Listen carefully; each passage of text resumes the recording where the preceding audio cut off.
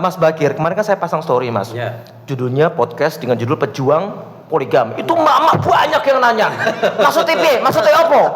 Banyak yang kepo pengen tahu. Ya dipersiapkan sekarang, gitu loh. Kapan lagi? Masalahnya sekarang aku gak ikhlas pak. Gak siap hatiku, aku mau berbagi. Ya pilihan lah. Kalau ada orang yang mentang-mentang seperti itu, pasti langsung saya tanya. Jangan dianggap poligami itu sesuatu yang menyakitkan. Justru sebaliknya, kalau tidak poligami itu yang paling menyakitkan. Jangan menganggap poligami itu sesuatu yang menyakitkan.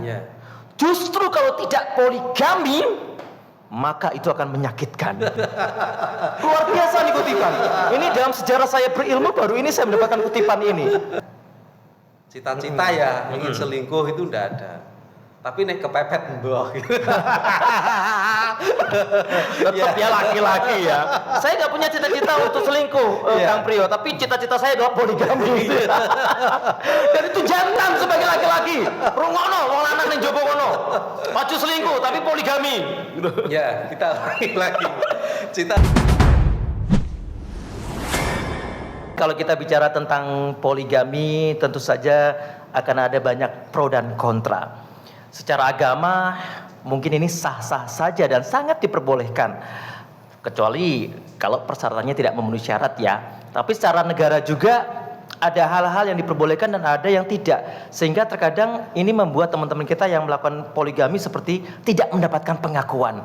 Dan inilah kenapa hari ini akan kita kupas tuntas kenapa poligami secara undang-undang perkawinan mendapatkan banyak kesulitan-kesulitan sehingga harus dan wajib kita perjuangkan. Saya Kang Prio, Anda sedang menyaksikan podcast Bas FM Bojonegoro bersama kita Jarene Kang Prio. Jarene Kang Prio. Ya, assalamualaikum warahmatullahi wabarakatuh. Salam sejahtera untuk kita semuanya, teman-teman di luar sana. Ketemu lagi dengan saya, Kang Prio, dalam spesial program Jarene Kang Prio.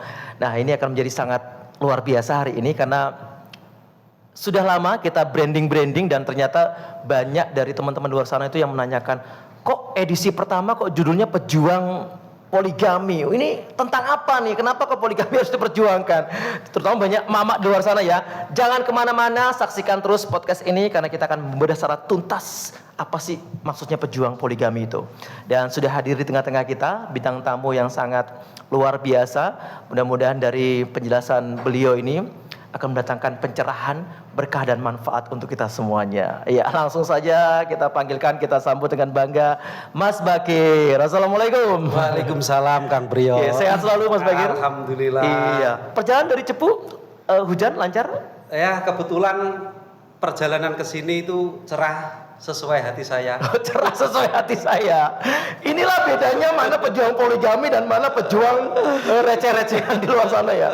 Pejuang receh itu kemerungsung aja Mas Bakir. Tapi kalau pejuang poligami kok bawaannya ceria terus gitu. Alhamdulillah. Iya. Mungkin banyak orang yang penasaran Mas Bakir. Kemarin kan saya pasang story Mas.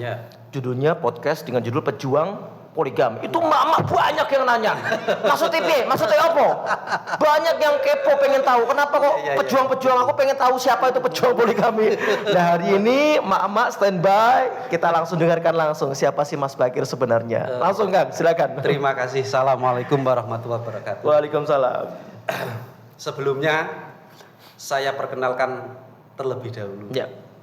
Nama Ahmad Subakir, lahir Bojonegoro 2 Januari 1983. Ya.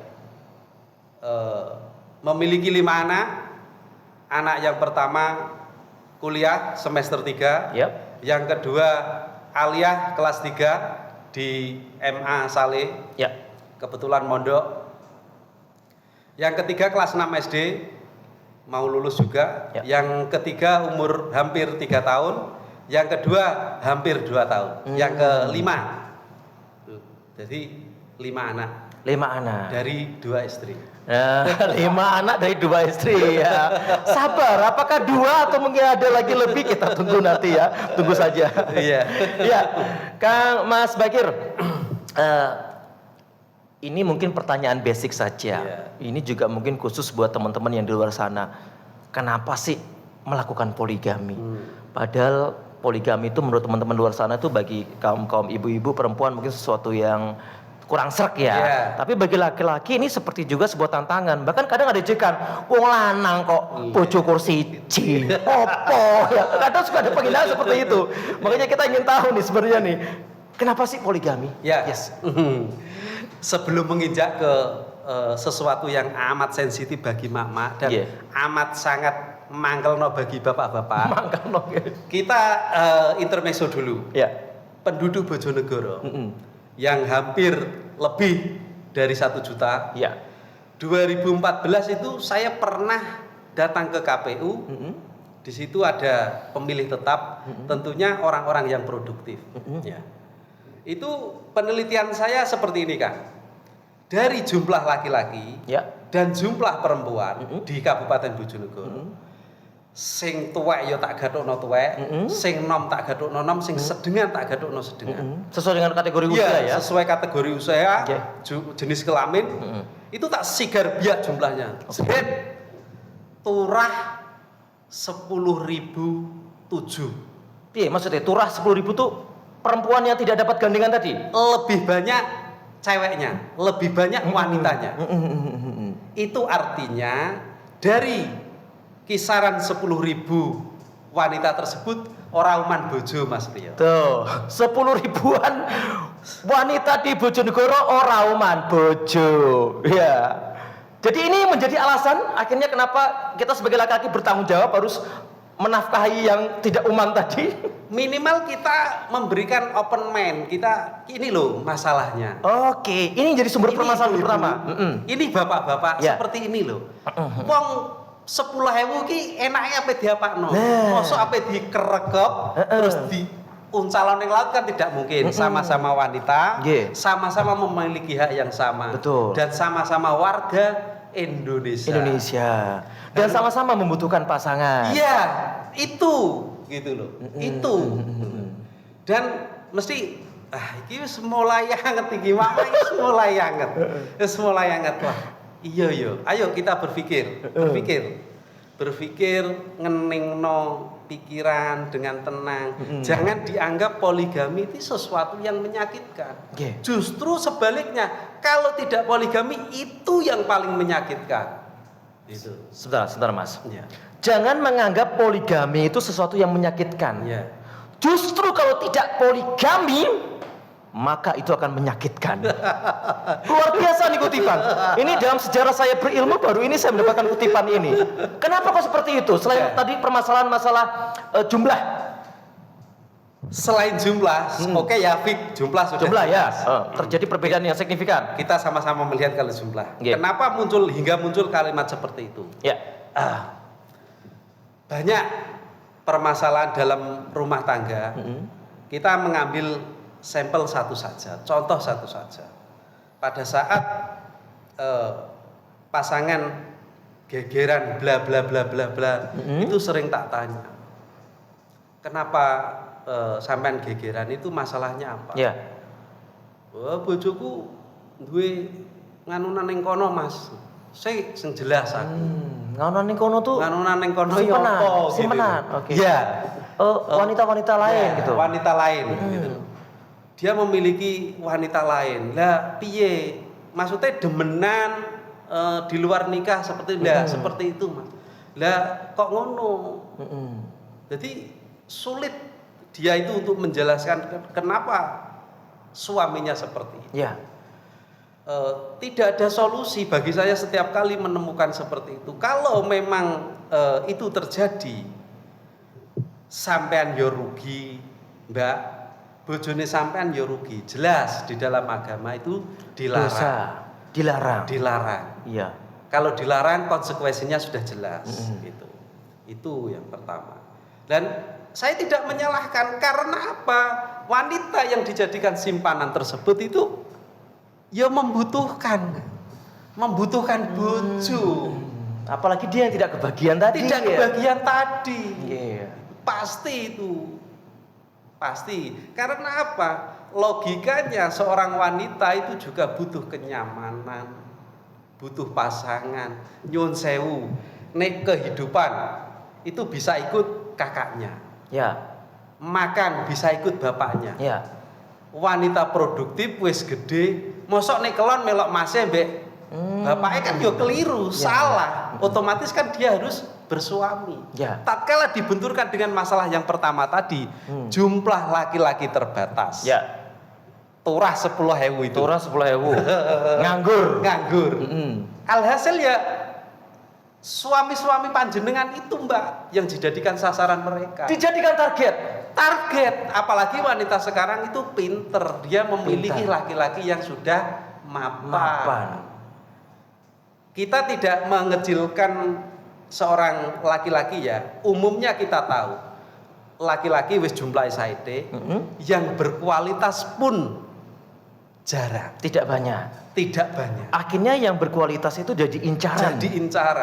Walaupun kadang statusnya sudah beristri. Ya. Tapi perempuan-perempuan di luar sana justru mengincar orang-orang yang seperti itu. Iya, itu. Banyak wanita-wanita yang menggoda. Dan akhirnya banyak laki-laki yang tergoda. Menggoda inilah yang akhirnya menciptakan terjadi perselingkuhan itu tadi. Akhirnya menyebabkan pertengkaran. Dan Ahmad Subakir tidak memilih itu. Ahmad Subakir memilih menikah lagi karena menikah lagi itu diperbolehkan agama dan diperbolehkan negara. Seperti itu Kang Priyo. Itulah makna pejuangnya sebenarnya. Iya. Daripada melakukan perselingkuhan, ya kan, main belakang, laki-laki yang sejati ya terang-terangan. Gitu ya Mas ya? Iya, seperti itu. Kenapa harus main-main belakang? Dibuat resmi, dibuat sah. Mungkin Mama ini sudah dari poin yang pertama, kedua mikir ini. Mikir ya. Oh, iya. Saya aja sekarang mikir Mas Bagir. Iya, kenapa akhirnya terjadi banyak masalah-masalah ya? Karena sudah ada sebab musababnya itu tadi gitu ya. Nah, sekarang kalau bicara tentang pengakuan yang terkait apa ini Mas Bro? Terkait kan banyak sekarang wanita itu tidak mau di istri mendapatkan apa ya? Saingan lah. Oh gitu. Iya kan, nggak mau dimadu. Iya. Nggak mau kalau suaminya berbagi. Iya. Terus bagaimana cara mengkelirkan ini? Apakah wanita-wanita itu ingin mendekati pria-pria mapan tadi untuk menguasai sepenuhnya atau mereka sendiri juga rela untuk dipoligami? Iya. Menurut pengalaman saya pribadi Kang Priyo, sebelum saya melakukan poligami itu dari awal saya mengenal cinta dan menikah cinta gitu ya. Saya itu ndak ada cita-cita ingin selingkuh, itu ndak ada. Cita-cita ya ingin selingkuh itu ndak ada. Tapi nek kepepet mbah gitu. Tetap ya laki-laki ya. Saya nggak punya cita-cita untuk selingkuh, Kang Priyo, tapi cita-cita saya adalah poligami. Dan itu jantan sebagai laki-laki. Rungono, wong lanang ning jowo kono. Maju selingkuh tapi poligami. Ya, kita lagi. Cita-cita selingkuh itu tidak ada, tapi kalau poligami ada. Iya. Jadi meneruskan tadi, wong wedok di madu gak gelem, berbagi ndak mau. Iya, umumnya itu wong wedok cengit rai. Apa itu maksudnya? Ya cengit itu ya memang dari sononya. Pembawaan alamnya seperti itu. Pembawaan alami karena apa? Dia itu blonjone terasi. Terasi regane piro leh? Terus uyah regane piro gitu. Dari situ memang pembawaannya wanita itu ya piye ya cengit lah sorono. Cengit bahasanya ya. Untuk berbagi sesuatu yang kecil saja, kecil saja dia itu berpikir. Perhitungannya luar biasa. Apalagi bojo. Urusan blonjo nawar nganti sak murah-murahe kok ya. Apa iki urusan bojo dibagi yo. Sengit asli ngono ya. Nah, itu akhirnya gimana Mas Bari kok bisa meyakinkan itu gitu loh? Ya, kan syarat untuk poligami kan mau nggak mau kedua belah pihak harus saling mengerti gitu. Nah, untuk membuat mengerti ini bagaimana? Memang saya lama, perjuangan itu lama sekali untuk mendapatkan yang pas dan klop itu juga lama. Ini ceritanya untuk saya. Ya memang niat poligami itu ada yang memang saya sengaja mencari orang yang mau saya poligami. Saya mencari. Mungkin Yang mendengar ini mungkin ada ya itu. Yang mendengar. Saya paham. Saya potong dulu. Jadi konsep mencari jodohnya itu bukan atas cinta dulu ya, tapi mencari dulu sapa sing gelem sik ngono ya. Iya, karena kita bukan lagaran cinta pertama, karena ini adalah poligami ya nulungi sing 10.000 itu loh. Sing ora uman bojo. Kowe duwe bojo ta ora? Kowe gelem tak bojo ora? Gelem. Tapi syarat tak poligami itu. Mencarinya itu dulu ya. Gitu loh. Pertama ada yang mau. Ya padha senenge Mas, sama-sama maunya. Setuju. Kalau kita menikah tapi syaratnya luar biasa. Apa biasanya? Syaratnya ngeri. Itu kalau emas berapa? Bukan seperti itu karena bukan harta bukan ya? Bukan. Loh, biasanya perempuan-perempuan itu identik dengan masalah harta. Itu setelah saya mengerti sekali itu wanita, itu ternyata tidak seperti itu. Tidak. Nah, Gitu. setelah mengerti wanita, konsep mengerti wanita ini seperti apa ini ya? Harus Ternyata kita tidak seperti itu. Bagaimana bisa membuat wanita mengerti? Sehingga akhirnya kok terenyuh, legowo, aku siap di poligami Kang Mas. Itu rumusnya luar biasa itu. Itu kalau bukan orang yang berpengalaman nggak dapat rumusnya itu Kang. Gini, kita pertama ya pengalaman kita itu mau menikah tapi mereka katakan si A menaruh saya mau Mas sampean nikahi sampean kita sampean yo kayaknya orang baik bertanggung jawab. Tapi kan sampean sudah memiliki anak istri. Piye nek bojone sampean dicerai? Piye nek bojone sampean dipegat? Nuntut. Iya. Seketika itu ya saya ya enggak bisa.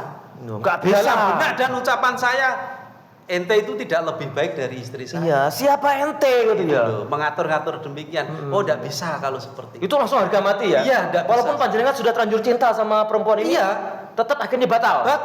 Karena Ya. bagaimanapun caranya istri pertama tetap harus karena non poligami yo cita-cita saya poligami iya. bukan menikah lagi atau ngijol bojo bukan. Oh, raijol bojo, tapi ini poligami ya. Lagi ditompo gitu loh. Jadi yang seperti ini wes buat Enggak bisa. Enggak bisa ya? Nggak bisa. Harga mati itu ya. Harga mati. Saya tinggalkan. Oke, kita cari lagi. Cari lagi. Ya. Wah. Cari lagi, mencari lagi. Nah, konsep Itu mencari saya menikah 2004. Ya setelah 2004 itu. Mesti pertanyaan, apa gak seneng karo bojone? Seneng karena wong mempunyai anak. Ya tetap seneng. Iki pertanyaan yang harus banyak wanita ketahui di luar sana. Jadi konsep poligami itu bukannya kena kita sudah tidak cinta lagi kepada istri kita, mboten ya. Justru kita masih cinta. Masih cinta. Apalagi sudah ada keluarga, anak segala macam. Tapi poligami itu bukan hanya masalah perasaan cinta saja gitu ya. Ada hal yang lebih spesial yang nanti akan dijabarkan lagi. Lebih penting yang pertama ya itu tadi 10.000 itu nganggur. Jumlah nganggur. Jadi kita jadi penolong lur. Gitu. Ya, pejuang poligami ben wong-wong wedok iki ora nganggur. Terus lanjut lagi Mas Bagri. Wah, aku semangat iki Mas Bagri. Itu ya. Tadi nyampe mana? Tadi nyampe bagaimana membuat wanita mengerti. Ya, wanita mengerti pertama Tadi ya itu. ditawarin tapi katanya nggak mau karena syaratnya harus menceraikan istri yang pertama. Itu kalau seingat saya itu ada nih 5 sampai 7 orang. 7 kandidat. Ya, 7 Setelah dicari-cari syaratnya seperti itu semua. Syaratnya seperti itu semua. Ada yang unik, anaknya mau tapi orang tuanya enggak boleh. Oke, orang tuanya katanya nggak setuju. Iya. Oke. Orang tuanya mau, anaknya yang enggak mau. Gitu, jadi kita mencari poligami itu juga semata-mata ke anaknya saja ya. Tapi harus kalau nuwun ke orang tuanya, Pak, Bu, anak Ibu sakit kalau poligami itu wah, nganu teman saya itu orang siapapun akan ditandangi. Itu enggak ada takut-takutnya. Testi teman saya yang ada di Blora itu. Itulah pejuang. Pejuang loh. Itu nekatnya luar biasa. Kita maju seperti itu dikatakan nekat gitu. Sama orang awam itu seperti padahal kita itu sesuai. Inilah makna pejuangnya sebenarnya. Jadi poligami itu mencari yang cocok, baru dilanjutkan, nggak cocok ada penolakan ya wes biasa. Sebelum ketemu orang yang cocok gitu. Tentunya saya lanjutkan tadi untuk meyakinkan istri saya pada saat itu ya. Setiap kali saya obrolan dengan istri saya, mbah hatine gedhe kayak apa ya Kang Priya. Pasti langsung gelo terus ya. Wis mbah pas nyetelikone pula. Ternyata tidak, Ternyata tidak. Sabar ya. Mbah hatine piye itu setiap kali kita berbicara ada orang yang selingkuh seperti itu, nyun sewu, ada orang yang punya demenan itu bahasanya itu. Kan kita ngobrol gitu loh. Lah, kayak gitu loh. Bu. Saya sebagai laki-laki itu menghindari banget hal-hal semacam itu. Pertama, minimal diri ini itu malu kepada anak tatkala ada story atau histori orang tuanya yang demikian. Pernah sama sana itu hingga seperti ini dan terjadi itu saya pergunjingan negatif itu ya. Istri saya ajak ngobrol dan puncaknya obrolan itu mungkin ini agak lain didengar lagi. Wah, baru lagi ini. Ciri-ciri wanita yang ahli surga itu harus bisa dan harus mampu dan harus berani dimadu. Nah, iki bro, iki. Apakah kalian mendengarkan semuanya? Wong wedok sing siap jadi ahli surga, syaratnya adalah siap dimadu. Gitu. Loh, saya lanjutkan. Kenapa? Kenapa kok siap dimadu itu akan jadi ahli surga? Ini obrolan sama istri saya ya. Ini akhirnya bisa toh saya menyampaikan ini di forum nasional. Forum nasional ya. Forum nasional. Di hadapan para wanita-wanita itu ya. Jadi gini, mau tidak mau nanti seorang suami tatkala mendapatkan ridhonya Allah dan dia masuk ke surga, pasti dia berhak menikah atau memiliki bidadari sebanyak berapa? 70 punjul 1. 70 punjul 1. Di situ. Artinya mau tidak mau sampean itu loh, Bu. Bu. Bu, rumana Bu. Bu. Nanti di akhirat di surga sampean ki yo dimadu. Nggih. Yo duwe maru, gitu loh. Dan itu dijelaskan dalam agama kita. Memang sudah sepatutnya laki-laki itu memiliki 71 bidadari, bukan 1 bidadari. Nah, itu sudah menjadi embrio ya. Kenapa di dunia nyata pun diperbolehkan untuk poligami, asalkan tadi ya sehat jasmani, mapan, mampu bersikap adil, ngoten nggih. Apa sih? Apa sih kuwi ya? Sih nek diterak kuwi alah. Wong lanang sak Indonesia ra kuat, Mas. Gak kuat. Nah, itu jadi alasan mereka. Yakin nggak mau siap adil? Nggak akan berani. Karena adil tuh pertanyaannya berat itu. Enaknya ngomong itu sebelum itu saya lanjutkan tadi yang. Oke, ini dulu membuat mengerti dulu tadi ya. Saking serunya gitu. Lompat-lompat masalah ahli surga gini. Iya. Ahli surga saya gini. Kenapa? Karena ini mesti wah lagi selanjutnya apa yang hadir? Santai, masih ada beberapa episode lagi. Tapi saya lanjutkan. Mau tidak mau itu akan dimadu. Mesti ibu-ibu tidak akan mungkin wah bahaya iki. Nek mlebu swarga aku ya tetep dimadu. Aku tak mlebu neraka ae. Mos ape ngono. Mak, akan bilang seperti itu kan tidak mungkin. Tidak mungkin ya. Tidak mungkin ya. Kita semua percaya ya ada surga neraka itu percaya. Dari situ. Ciri wanita yang penghuni surga ya harus siap dimadu. Fake itu. Mesti pertanyaannya gini, halah aku sok ben akhirat sok ben nganu. Ya dipersiapkan sekarang gitu loh. Kapan lagi? Masalahnya sekarang aku gak ikhlas, Pak. Gak siap hatiku. Aku mau nek berbagi. Ya pilihan lah. Kalau ada orang yang mentang-mentang seperti itu, pasti langsung saya tanya. Sampean tidak setuju karena berkeyakinan demikian. JE takoi bojo lanange sampean. Ini vulgar saja ya. Mas, sampean wis tau ngelakeni wong wedok liya sak liyane aku apa ora? Tanya seperti itu. Nyuwun sewu ini kalau tidak saya sampaikan sejelas demikian, nanti akan piye ya ndak jelas rancu gitu loh. Akan remeng-remeng. Lah ini adalah keterbukaan. Wah, kalau sampai keterbukaan itu dibuka di rumah tangga, perang dunia dong. Ya, nggak sampai terjadi jujur-jujuran. Mulane timbangane ngono ya long jujur gitu. Seperti itu karena ini fakta-fakta saja bicaranya. Fakta di lapangan seperti itu ya. Itu. Terus saya lanjutkan ya. Ya istri saya ya piye ya diam mau itu kan alah Mas Bakir muda ya sapa sing gelem karo Mas Bakir. Pasti seperti itu. Pasti seperti itu. Nek jarene ibuku ya aku ya ganteng Mas. Ganteng ya kagak pejuang ya. Lanang ya. Sapa sing gelem karo Mas Bakir? Pekerjaannya ya pas-pasan. Bayarannya ya piro kan seperti itu. Anake ya sekolah, mondok wis digo bayar pondok wis empot-potan digo nyangoni sekolah. Duwe apa neh? Tur meneh. Nah, iki lho PD. Sopo sing gelem karo Sopo sing gelem? Kabeh semua serba pas-pasan ya. Gitu. Karena mungkin ada niat ya, ada niat yang tulus memang sungguh-sungguh. Akhirnya saya mampu berpoligami dan menemukan orang yang tepat, Mas Rio. Dia tahu saya sudah memiliki istri dan anak. Pernikahan saya baik-baik saja, anak sekolah sesuai usianya, hari-hari ya umumnya rumah tangga. Gitu. Jadi tahu betul siapa saya dan mau tidak menuntut aku kudu sampean kudu duwe omah, aku gawe omah. Aku engko kudu ngene ndak. Nah, ini 1001 Mas Bakir. Saya menemukan orang yang tepat. Kok bisa menemukan orang yang tepat ya seperti itu?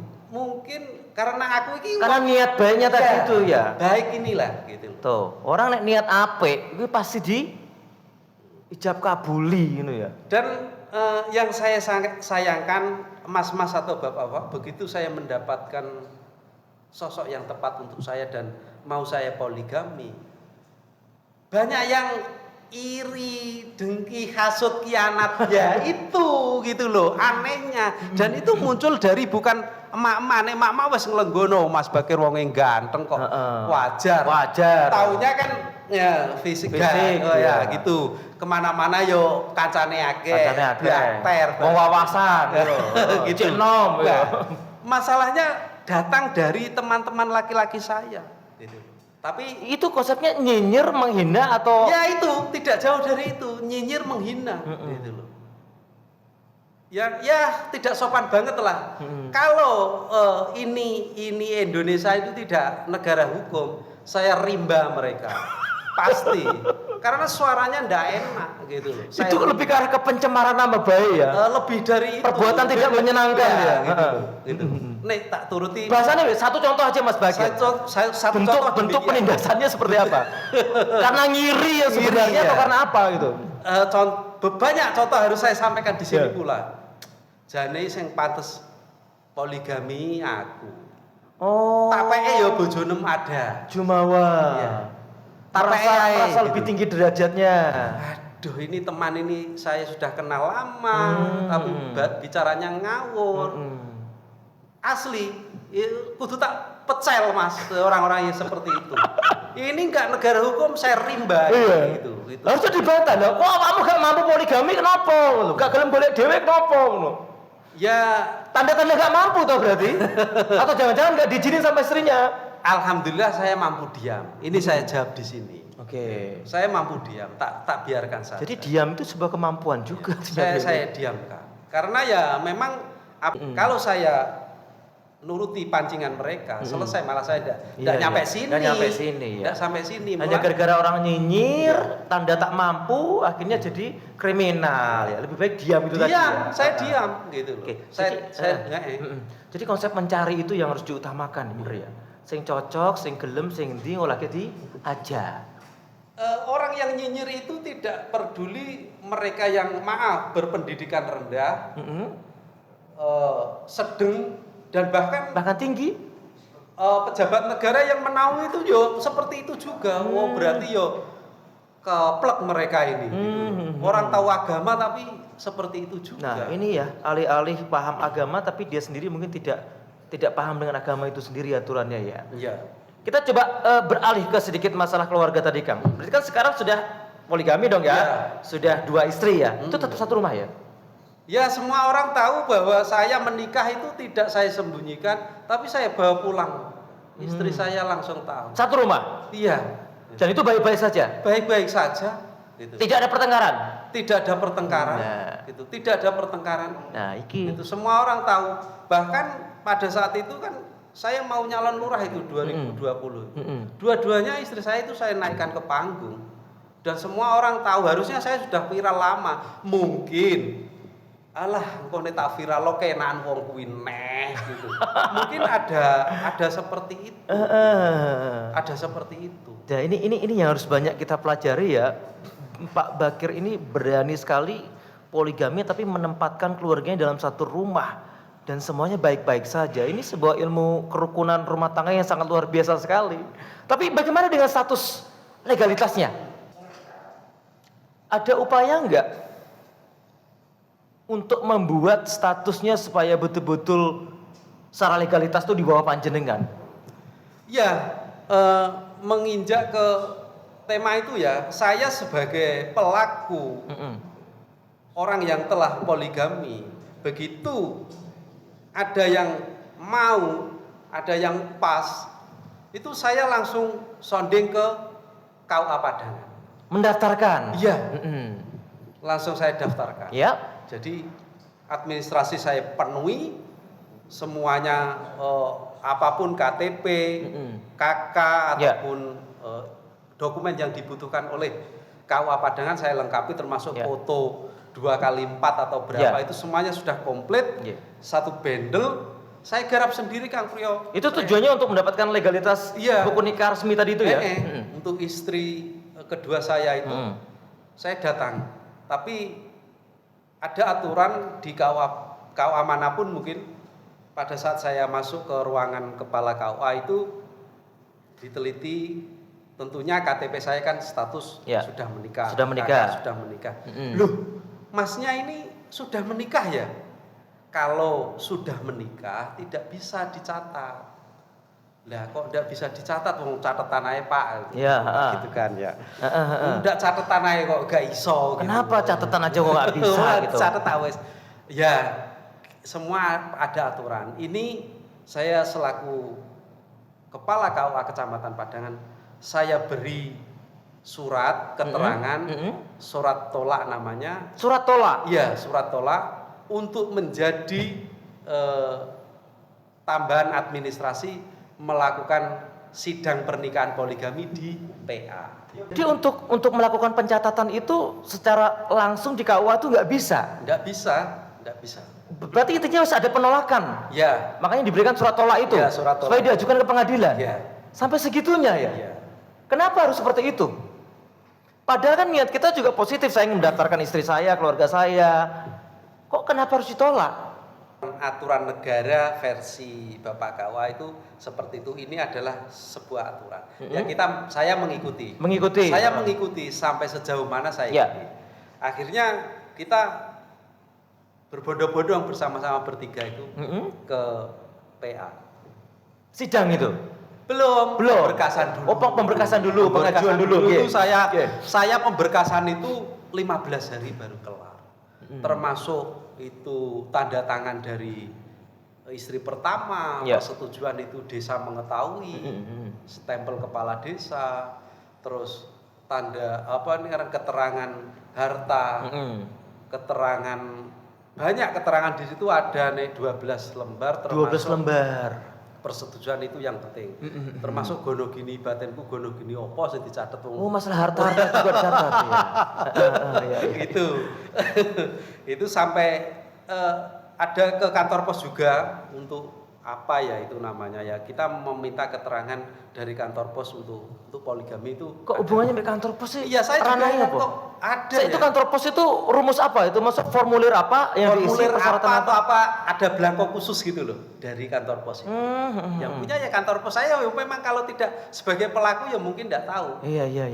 Jadi bendel atau administrasi untuk sidang poligami satu-satunya mungkin se-Kabupaten Bojonegoro baru saya yang mengalami. Nah, ini mungkin salah satu alasan kenapa Mas Bakir ini kita sebut sebagai pejuang, karena sudah sampai di titik ke arah sidang memperjuangkan poligami ini ya. Saya lanjutkan. Setelah pemberkasan itu selesai sama petugas itu diteliti bla bla bla tidak ada kekurangan sedikit pun. Ya, lengkap semua ya. Akhirnya kita masuk ke ruang penyidik. Ruang penyidik. ada penyidik atau BAP atau apa Ya, gitu bahasanya Kita- BAP ya, diselidiki di dulu ya. situ. Ya, paham. Ada tanya jawab pasti dong. Ada, ini yang paling berkesan sekali. Wah, iya. Ditanya, pertama ya tetap dibuka. Poinnya, kita poligami itu tidak bisa mengambil alasan saenake dhewe. Alasan di Indonesia ini atau di Kabupaten Bojonegoro ini sesuai perundang-undangan. Kalau tidak salah tahunnya 77 nomornya 42. Ya, undang-undang perkawinan itu ya? Ya, undang-undang perkawinan. Di situ kalau ingin poligami itu harus 3 syarat ini. Kalau ingin poligami ada 3 syarat. Ada 3 syarat. Syarat yang pertama, Ya. istri sedang sakit, Istri sedang sakit, tidak bisa melayani, tidak bisa melayani. tidak bisa memiliki keturunan. Istri sedang sakit, tidak bisa melayani. Ini dalam arti suami istri ya? Iya. Dan tidak punya keturunan. Tidak punya keturunan. 3 ini persyaratannya. Iya. Kalau saya turuti, saya kedosan itu mengambil 3 alasan itu dari salah satu alasan itu. Ya. Karena apa? Istri saya bisa melayani. Semua ada kriteria ini Ada ya. kriteria ini. Jadi kalau mengikuti undang-undang ini nggak punya alasan kita untuk poligami Iya. ya. Akhirnya timpang dengan jumlah penduduk yang lebih itu. Iya. Berarti jumlah wanita yang lebih itu kan piye? Negara mendolimi loh dengan aturan itu. Saya pikir poligami itu alasannya simpel saja. Selama istri mensetujui Ya. dan dianggap kita mampu secara ekonomi Iya. dan berlaku adil, Nah. ya walaupun adil ini masih tanda tanya ya. Iya. Ya sebenarnya sah-sah saja orang istri setuju. Tapi ternyata secara negara nggak bisa ya. Nggak bisa. Terus Berarti kalau menunggu harus mandul dulu, harus sakit dulu, nggak bisa melayani dulu ya. kita doleng itu. Nggak bisa dong ya. Mendolimi itu, mendolimi wanita sing rauman bojo itu loh. Pastinya itu. Ini mesti akan praktisi-praktisi hukum ini akan berpikir terkait itu. Saya diundang dimanapun, dimintai keterangan kapanpun, ini adalah saya ini pelaku. Ya. Pelaku yang melakukan itu bahwa disuruh alasannya hanya 3. Tapi saya memaksa Kang Priyo, memaksa tidak mau. Saya memiliki alasan lain. Alasan saya adalah menegakkan syariat Islam. Ya. Di situ saya ditertawakan dan bahkan kalau mengambil itu rugi saya ternyata. Tapi tidak apa-apa rugi. Jadi secara undang-undang kita ditabrakkan dengan 3 aturan itu akhirnya nggak bisa dong ya. Ya, Proses penyidikan itu akhirnya tinggal lanjutnya. kalau saya mengambil kembali lagi ke diri saya, kalau saya mengambil satu tidak memiliki keturunan, artinya saya setelah berbohong. Berbohong dong, faktanya nggak gitu. Iya. Buktinya kita dari istri pertama punya anak. anak. Yo, aku dosa apa tak goleki? Dosa, yo. Ngarang-ngarang malah nggak jujur, malah dosa. Dosa apa tak Iya. goleki? Wong panganan ngene blok. Intinya 3-3-nya itu tidak ada, Tidak karena ada. di istri pertama kita ada semua Ada itu. semua. Ya terus piye akhirnya?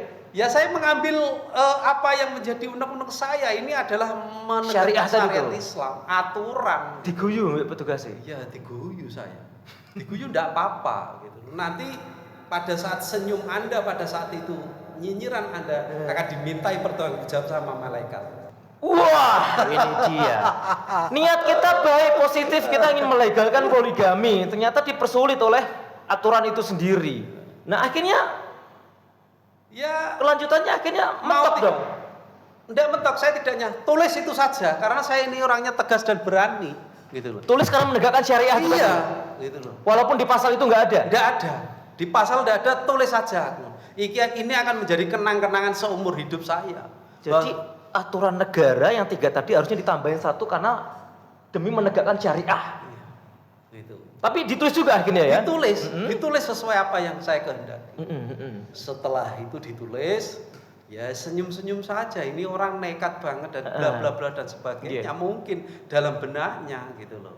Mungkin beliau kalau mendengar wah, iso tok kene bahaya. Karena ini kasus yang pertama ya. Bahaya. Belum pernah kejadian sebelumnya gitu. Belum ada. Nah, di Bojonegoro belum pernah kejadian seperti ini sampai ke tahap persidangan.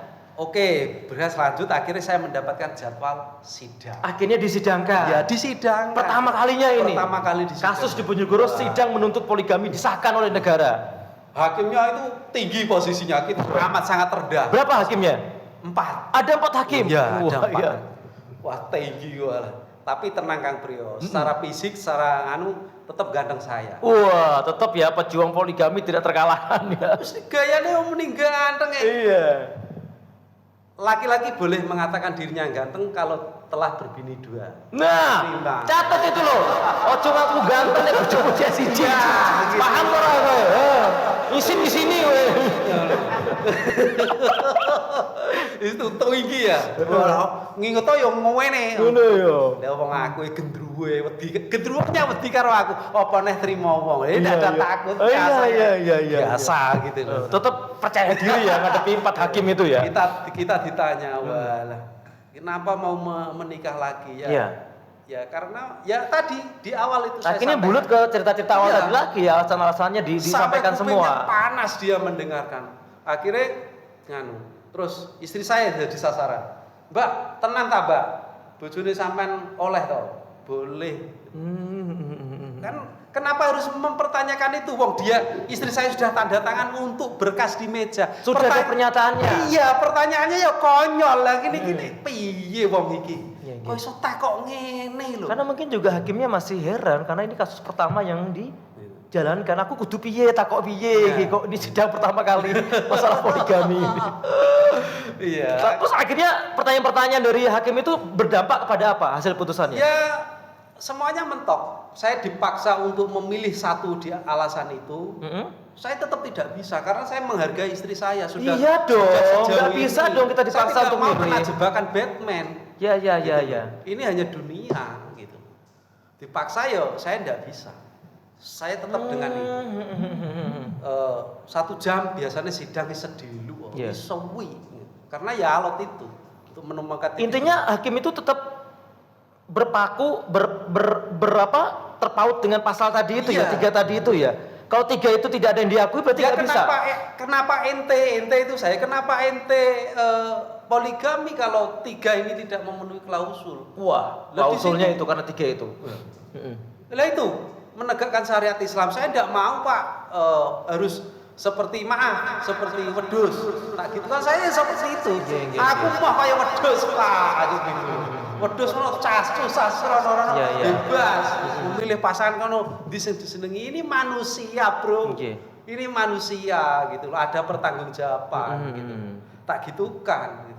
Semakin panas saya semakin seperti itu, semakin panas. Iya. Dan akhirnya pada kenyataannya ya akhirnya hakim tidak punya dasar lagi dong untuk mensetujui tuntutan panjenengan. Karena kalau mereka berpatokan kepada 3 aturan itu tadi, mentok dong. Ya salah sana. Wong kita sudah jelaskan umumnya ya. Wayoh oleh poligami oleh yang penting bojone setuju. Lah istri saya juga setuju. Kenapa? Tapi mereka patokannya tetap 3 itu tadi. Iya. Nah, itu bagi saya patokan itu bukan apa-apa. Mungkin dilihat dari penghasilan atau berita acara saya yang lain. Wah ini orang nekat gitu. Jadi, Dianggap nekat, dianggap tidak memenuhi syarat. Ya, tidak memenuhi syarat terkait kuyae moh dia memilih apalagi untuk yang lain-lain gitu loh. Berarti Akhirnya, secara tuntutan itu sampean gagal dong berarti. setelah itu hakim belum bisa memutuskan. Tunda. Ditunda. Ada panggilan lagi tapi sebelum panggilan itu kalau tidak salah 3 kali kita itu sidang. Sampai 3 kali sidang? Ya, sebelum panggilan itu kita ada sidang mediasi. Di sini ada istri pertama saya, ada istri kedua saya. Kenapa saya mengatakan istri kedua? Karena saya sudah menikah secara agama. Saya ingin melegalkan secara negara. Karena ini Indonesia. Ya. Mohon dibantu karena ini Indonesia. Ya. Harus sah sesuai negara, harus diakui oleh negara. Gitu. Itu yang diperjuangkan. Tidak bisa cukup dengan Indonesia saja, tidak cukup dengan Islam saja. Dua-duanya harus sinergi. Saya memperjuangkan antara Islam dan Indonesia itu sinergi. Samplingnya adalah saya. Itu saya ingin sekali itu. Tapi kepentok dengan aturan main tadi itu. Dengan itu. Istri pertama saya dipanggil, istri kedua saya dipanggil untuk sidang mediasi. Tentunya bayar lagi, beda dengan sidang yang ada forum pedum tinggi itu. Kita bayar lagi. Itu cukup menyakitkan hati saya lagi Kang Priyo. lagi-lagi iki yo gak cahangon nyun sewu. Ini bukan cahangon tapi bahasanya di bawahnya cahangon. Piye, maksudnya menyakitkannya? Menyakitkannya pada saat mediasi kan agak santai, Iya. ngobrol-ngobrol. Mediasi ini tujuannya apa sih? Untuk mengklirkan kembali, untuk minta persetujuan lagi itu apa? Iya. Kan mediasi kan kalau terjadi konflik, tidak terjadi persetujuan. Yang dimediasikan apa? Kanu, Harapannya itu apa? Mendoktrin istri-istri lagi ini supaya yakin setuju atau tidak gitu? mempengaruhi, lebih ke mempengaruhi. Istri kan, maaf, istri kedua saya itu kan memang cantik ya, cantik banget. Oh, itu. cantik loh. Cantik banget itu. Gak kaleng-kaleng loh. Jadi yo wajar kalau banyak yang marry itu. Sambil melirik-lirik istri saya yang kedua. Wah, iya. Mbak sampean tenanan tak gelem karo iki. Bahasa sidangnya ngono ya, Iya. mediasi kuwi. Tenanan apa ora? Yo beliau yo tetep bilang tenan toh. Sungguh-sungguh sudah menikah yo. Hakim kiai yang menikahkan saya nakoki wis tenanan luar biasa. Gitu. Ya sungguh-sungguh toh Pak, kok kenapa ada pertanyaan seperti itu? Oh, jadi untuk memastikan istri-istri ini dikasih Iya, pertanyaan didoktrin. ya, doktrin lah istilahnya. Terus istri nganu, tenang loh Mbak. Sampai wis tanda tangan. Kok iso wis tanda? BAP sudah di meja dia, sudah di meja hakim sidang kok iso tenan tanda kuwi apa dikira aku malsu apa ya? Oh, ora ngono kuwi. Iya. Ahmad Subakir itu gentle. Gentle, pejuang loh ya. Betul. Tanda tangan Bu, aku ngono. Tanda tangan ya ping suwidak jare ya tanda tangani. Gitu loh. Seperti itu. Jadi mungkin dipengaruhi atau diyakinkan, yakin tanda tangan lagi, Dok. Akhirnya sidang ketiga. Iya. Tapi di lain waktu. Gitu. Di lain waktu pada saat mendengar di situ sudah tidak ada bantahan lagi ya di persidangan. Saya hanya mendengarkan putusan. Mendengar putusan. Ya. Itu dengan kehadiran langsung, tidak? Kehadiran langsung. Kehadiran juga? Saya hadir. Istri saya yang pertama ya menghadiri. Itu dibacakan putusan. Dan putusannya adalah? Dan putusannya amat sangat mengecewakan. Saya Tolak? ditolak. Jadi tidak diberikan surat keterangan poligami di mana KUA Kecamatan Padangan atau KUA Kecamatan setempat itu tidak bisa.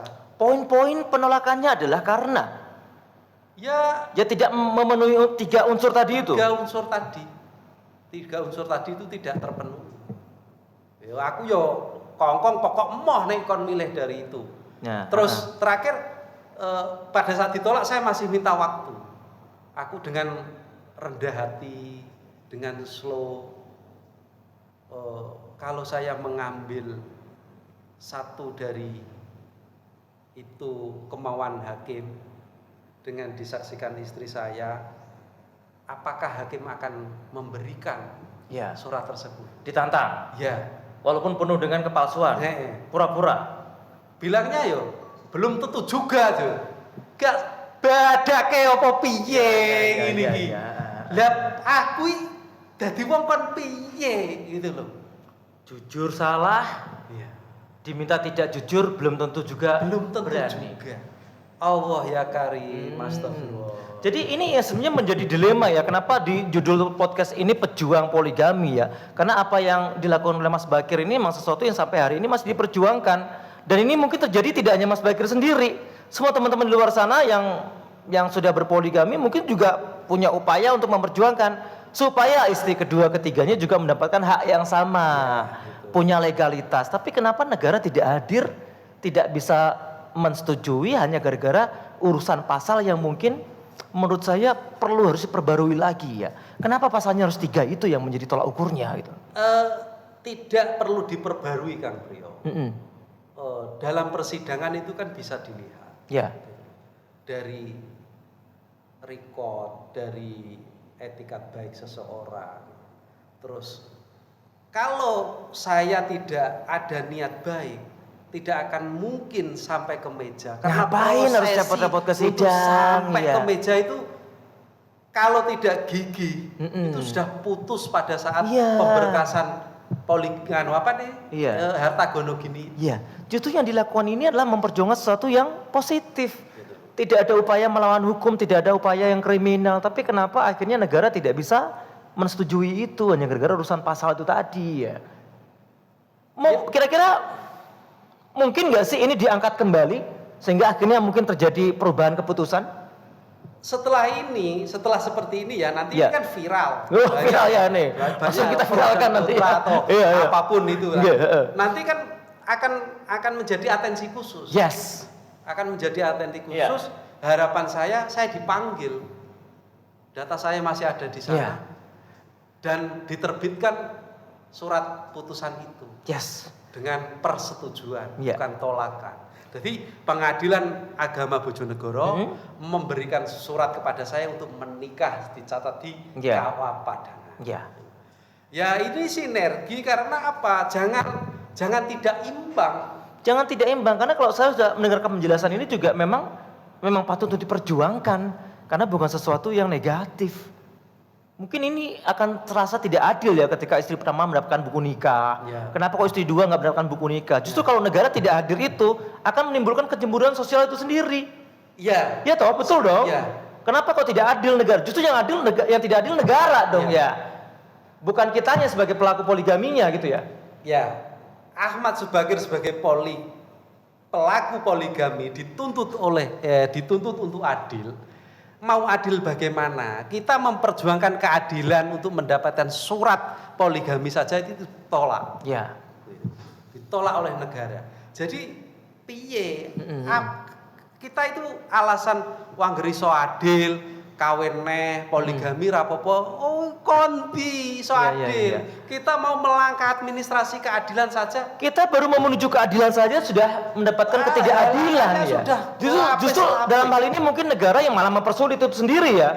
Nah ini yang harus menjadi atensi kita bersama. Mungkin lain kali teman-teman ingatkan saya, mungkin ada waktunya kita harus memanggil instansi terkait. Ya kita harus panggil supaya kita butuh klarifikasinya. Sebenarnya apa sih yang harus dilakukan supaya ini bisa menjadi legalitas yang sah. Iya, kita lanjutkan sampai selesai. Suatu saat kita akan undang, kita akan diskusikan ini sampai habis. Harapan terakhir kira-kira Mas Bagir, keresahan apa yang ingin diluapkan? Harapannya seperti apa kira-kira nih? Mungkin ini juga berlaku buat teman-teman poligami di luar sana ya. Iya. Memang untuk mendapatkan sebuah keadilan atau melakukan sebuah kebenaran atau nggawe apik bahasa Bojonegoro itu memang abot bro, memang abot saudara-saudara semuanya. Tapi sekecil apapun itu sebuah kebaikan itu berharga. Sekecil apapun sebuah kebaikan itu berharga dan akan mendapatkan balasan yang baik. Sebaliknya sebesar apapun sebuah kejelekan atau sesuatu yang tidak baik, sebesar apapunnya, itu tidak ada harganya. Dan akan mendapatkan bahaya atau bala yang amat sangat tidak enak. Jangankan di akhirat, di dunia itu sudah merasakan seperti itu. Jadi semangat saya untuk teman-teman yang mungkin di sana sama seperti saya, sedang memperjuangkan juga dan sebagainya, tapi belum pernah ayo kita bareng-bareng, ayo kita menyuarakan.